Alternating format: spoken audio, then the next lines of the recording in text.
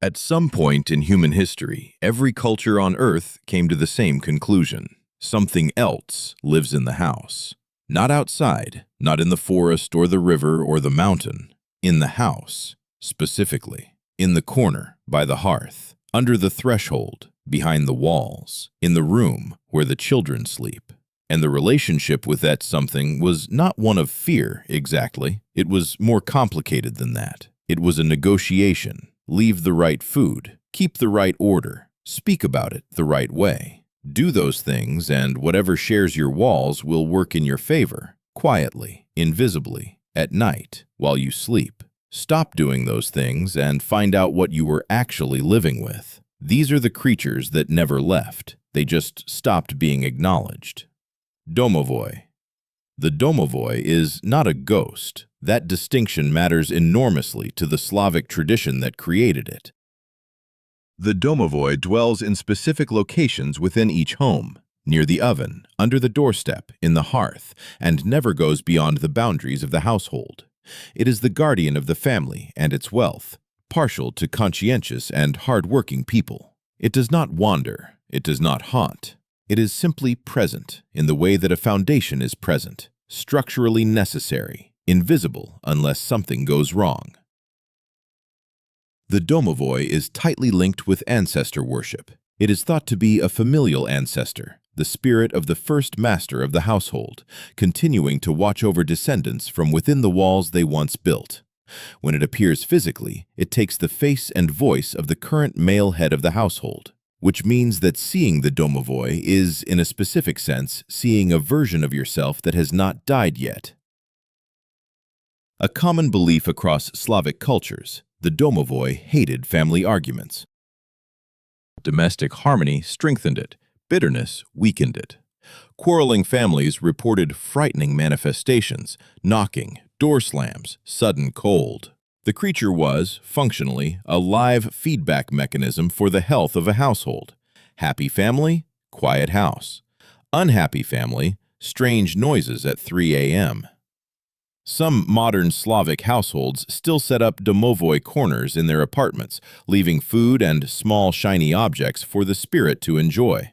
This practice survived Christianization, survived the Soviet Union, survived urbanization. It has outlasted every ideological system that tried to replace it. The Domovoi is very old and very patient. It has seen ideologies come and go before. Brownie. The Scottish brownie is the best deal in all of world mythology.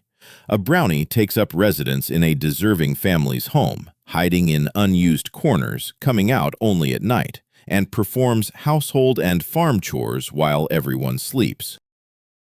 In exchange, it expects a bowl of milk or cream left by the hearth each night as an offering. That is the entire arrangement. Invisible labor for a bowl of milk. The brownie does not ask for wages. It does not ask for recognition. It does not want to be seen or thanked or acknowledged in conversation. It is easily offended, however. If the offering feels like payment rather than gratitude, the brownie may leave or act out, wrecking the house, moving through rooms, breaking things, or physically attacking the owners while they sleep. The distinction the tradition draws between payment and gratitude is philosophically precise. A payment is transactional. Here is what your labor is worth. Gratitude acknowledges something that cannot be fully compensated. The brownie is not an employee. It is a member of the household that happens to be invisible, and it knows the difference. The best way to safely get rid of a brownie is to give it human clothing. After receiving clothes, it leaves and never returns, either because the work is done, because it now feels too grand to serve, or because the gesture offends it. J.K. Rowling did not invent that mechanic. She borrowed it from Scottish folklore and put it in a sock. Kobold. The kobold is the brownie's German cousin, and it operates under almost identical terms, which is either a coincidence or evidence of something very old running underneath multiple European traditions simultaneously. Belief in kobolds dates to at least the 13th century, when German peasants carved kobold effigies for their homes. The name itself traces to roots meaning the one who rules the house, not the one who serves the house. That linguistic choice is not accidental. When respected and offered food and drink, kobolds perform household tasks at night, tend to animals, and bring good fortune. Neglected or insulted, they become destructive, souring milk, laming horses, and creating chaos. Some named kobolds have specific jurisdictions. Hodekin frightens unfaithful wives. Goldemar sees the secret sins of the clergy. A creature that sees what the clergy tries to hide and makes that information its business is not a household spirit in any conventional sense. It is something considerably more interesting. European folklorist Jacob Grimm equated the Roman lar familiaris to the Brownie, arguing that the good, kindly Lares were often held to be souls of departed ancestors, exactly as the Kobold and Domovoi were understood in their respective traditions. 3 cultures, 3 names, the same creature, the same deal. At some point, this stops being coincidence and starts being a description of something real about how households work.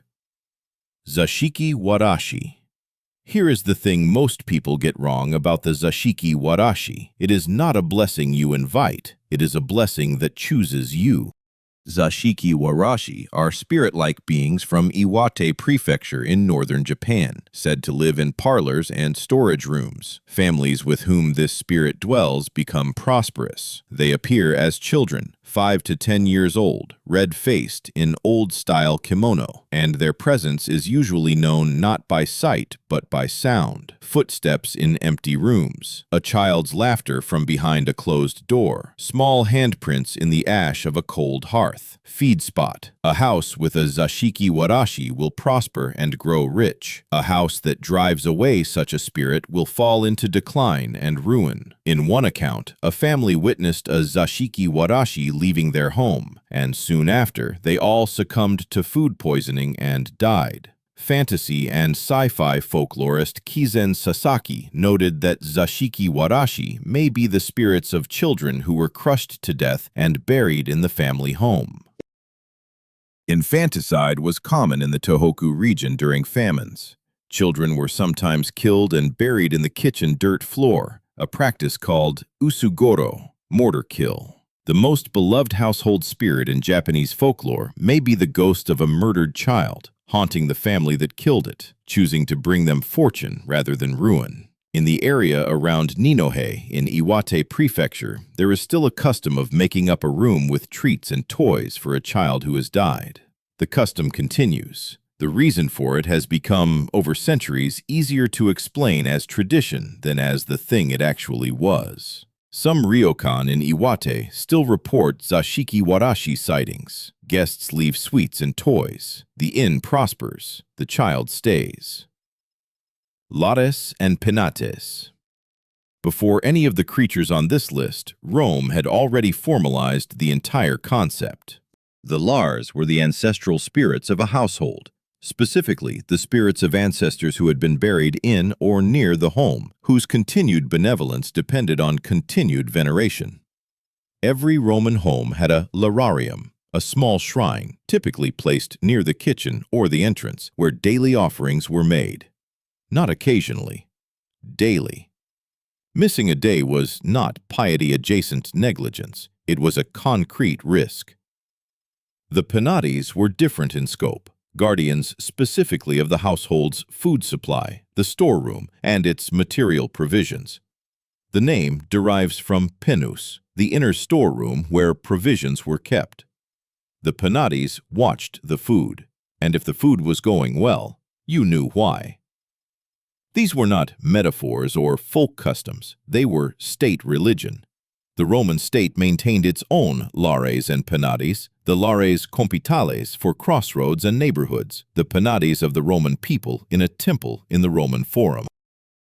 When Aeneas fled Troy in Virgil's Aeneid, the most important objects he carried out of the burning city were the Penates, not the gold, not the weapons, the household gods. A civilization that built the most sophisticated legal and military system the ancient world had ever seen also believed, at every level from peasant household to imperial state, that invisible ancestral presences lived in the walls and needed to be fed. Both things were true at the same time. That is not a contradiction. That is a complete picture of how Romans actually understood where security came from. Nisse, Scandinavia has its own version, and it is the creature most responsible for what you currently believe Santa Claus looks like. The Nisse, known as Tomte in Sweden, is a small, bearded figure, typically depicted in a red cap, who attaches himself to a farm or household and takes responsibility for its welfare. He feeds the animals at night. He keeps the grain stores safe. He maintains a general watchfulness over everything the family cannot monitor while asleep. His primary requirement is a bowl of porridge on Christmas Eve, specifically porridge with butter on top. If the butter is forgotten, not the porridge, the butter, the Nisse will spend the following year making the household's life systematically difficult. Tangled harnesses, missing tools, sick animals. Nothing catastrophic, just a continuous, low-level campaign of inconvenience that makes everything slightly harder than it should be. One documented traditional tale describes a farmer who forgot the butter, realized his error, and placed a bowl of butter out the following morning with an apology. The Nisse accepted it, but the farmer still found his best horse dead that day because some things, once set in motion, complete themselves. The Nisse's iconography, small, bearded, red cap, associated with winter and the welfare of the household, fed directly into the visual language of the modern Santa Claus figure through 19th century Scandinavian illustration and later American commercial adoption. The creature that became the face of Christmas gift-giving was originally the entity that killed your horse if you forgot the butter. That detail did not make it into the Coca-Cola advertisements. Poltergeist. Every creature on this list so far has been, in some fundamental sense, on your side. Demanding, temperamental, requiring specific maintenance, but oriented toward the household's welfare as long as the terms are honored. The poltergeist is not on your side. The word is German, poltern, to make noise, geist, spirit, a noisy ghost. But the defining feature of poltergeist activity in the documented record is not noise. It is focus. Objects don't move randomly. They move toward people. Specifically, toward one person, usually an adolescent, usually in a household under significant stress. The earliest documented poltergeist case in the Western record is the Bingen am Rhein incident of 858 CE, described by the Frankish bishop Hincmar of Reims. Stone-throwing, fires, a voice accusing a specific priest of sins. Hincmar treated it as a genuine theological event requiring investigation. What makes poltergeist cases consistently unusual across the documented record from 858 CE through the 20th century is that they end when the household's underlying situation changes. The adolescent leaves, the marriage dissolves, the stress resolves, the activity stops. Parapsychologists call this recurrent spontaneous psychokinesis, the theory that extreme emotional pressure, concentrated in a specific person, can generate physical effects in the surrounding environment. Mainstream physics does not accept this. Mainstream physics also has not fully explained why poltergeist activity clusters around adolescents in distressed households with a consistency that holds across 1,000 years of documentation. The house is not haunted. The situation is haunted. There is a difference, and it matters. Clurichaun. Ireland has a household spirit, and it lives specifically in the wine cellar. The Clurichaun is a cousin of the leprechaun. Same general dimensions, same general temperament, but where the leprechaun accumulates gold, the Clurichaun accumulates access to your alcohol supply and considers this entirely sufficient compensation for its presence. It appoints itself guardian of the cellar. It monitors the barrels for leaks. It chases off thieves. It sings old songs in the dark when no one is listening. In exchange, it drinks what it considers a reasonable portion of what it guards, which it determines unilaterally. Displease it through neglect, through insult, through attempting to limit its access to the supply it considers its own, and it will drain everything, every barrel, every bottle, in one night, and then move on to the next house.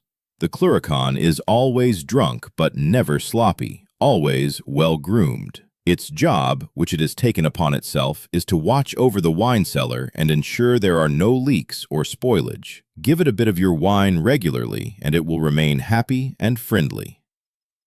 The Clurichaun is the only household spirit in world mythology that specifically requires alcohol as tribute, appoints itself to a role without being asked, and maintains rigorous professional standards while performing a function it technically showed up to exploit. It is, in other words, a perfect description of a certain kind of employee that every organization recognizes immediately and cannot figure out how to remove. 8 creatures, 8 cultures, 1 architecture. The Domovoi behind the hearth. The Brownie in the unused corner. The Kobold who rules the house. The Zashiki-Warashi whose footsteps you hear from the room where no child sleeps. The Lares in their shrine by the kitchen door. The Nisse and his porridge and his butter and his very specific grievances. The Poltergeist that arrives when the family stops functioning and leaves when it starts again.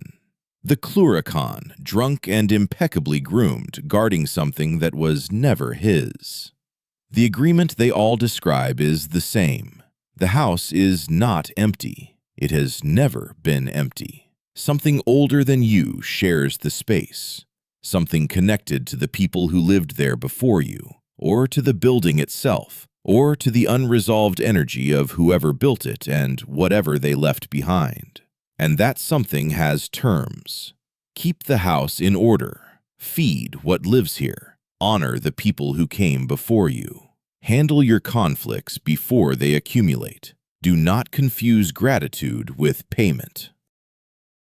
These are not superstitions. They are maintenance instructions. For the house, yes, but more precisely, for the household. For the thing that makes a building into a place people actually live.